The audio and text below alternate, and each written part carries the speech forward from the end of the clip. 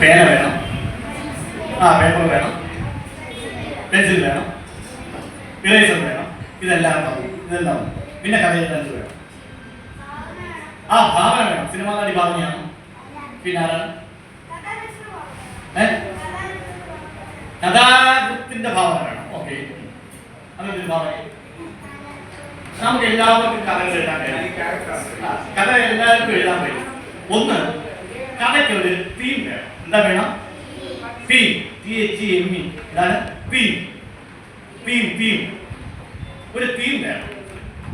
എന്തൊക്കെ തീമുണ്ട്? സ്നേഹം, വാത്സല്യം, പ്രതികാരം,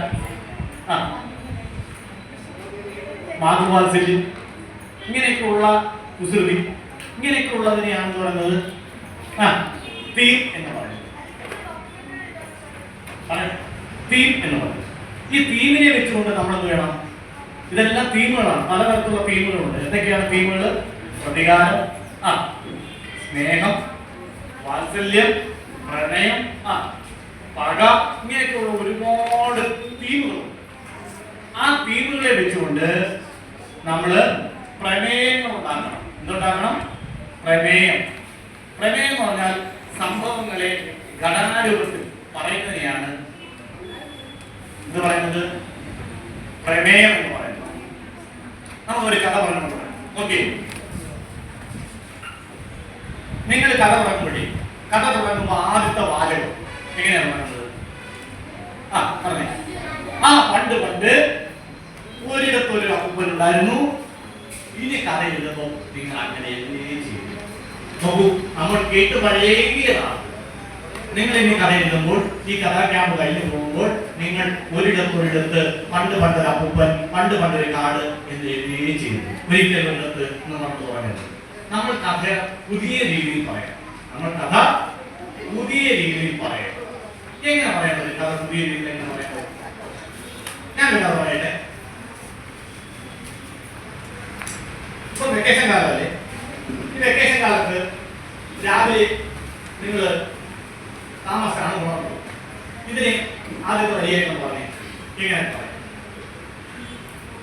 ഒരാൾ പറയും. ഇതാണ് വെക്കേഷൻ കാലത്ത്. വെക്കേഷൻ തുടങ്ങിയ ആദ്യത്തെ ദിവസം താമസിച്ചാണ് ഉണർന്നത്. ഇതിനെ രസകരമായിട്ട് എങ്ങനെ അറിയപ്പെടാതിരിക്കും? നമ്മളെല്ലാം പോലെ എങ്ങനെയായിരിക്കും? ഒരിക്കൽ ഒരിടത്ത് അഞ്ചു എന്ന് പറയുന്ന കുട്ടി ഉണ്ടായിരുന്നു. അവളുടെ സ്കൂൾ അടച്ചു, വെക്കേഷൻ തുടങ്ങി, അവൾ താമസിച്ചാണ് ഉണർന്നത്. ഇത് പറയുന്നത് രസകരമായി പറ. രസകരമായി പറ. രസകരമായി പറ. പറയട്ടെ. രാത്രിയിൽ സെറ്റ് ചെയ്ത് വെച്ച കോഴി ഉണരാൻ കഴിയുമോ?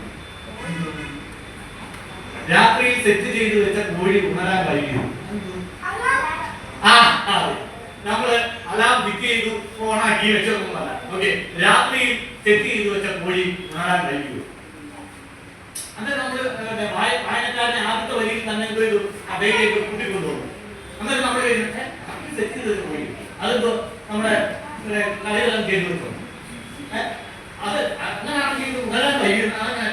തട്ടി പിന്നെ ചിക്കൻ ചാത്താക്കിയ ആൾ ഉണരാൻ കഴിയും. അപ്പൊ ആദ്യത്തെ വരിയിൽ തന്നെ രസവുമുണ്ട്, ആദ്യത്തെ വരിയിൽ തന്നെ രസവുമുണ്ട്, എന്തുകൊണ്ട് ആകാംക്ഷയുണ്ട്. ഇത്തരത്തിൽ ബുദ്ധിപരമായിട്ട് എന്ത് ചെയ്യണം? കഥയെ സമീപിക്കണം. രാത്രിയിൽ സെറ്റ് ചെയ്ത് വെച്ചാൽ കോഴി ഉണരാൻ കഴിയും. പിന്നെന്തായിരിക്കും ചെയ്യുന്നത്?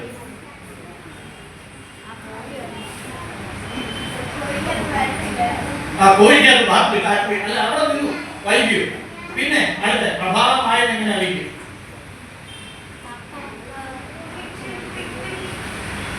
വെയിൽവെട്ടം ജനാലയുടെ മുഖത്ത് വന്ന് തട്ടി. എന്റെ കണ്ണങ്ങ് കുളിച്ചു. എന്റെ കണ്ണങ്ങ് കുളിച്ചു.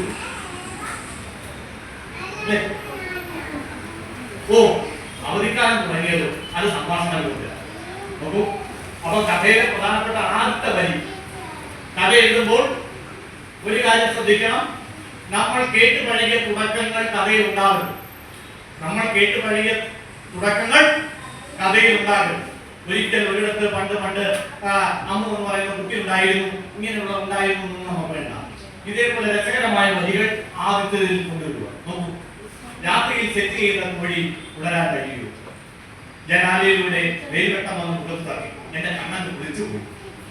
ഓ, അവധിക്കാലം തുടങ്ങിയത്. അത് ഇപ്പം കൊമേറ്റ എന്താ അത് സംഭാഷണം.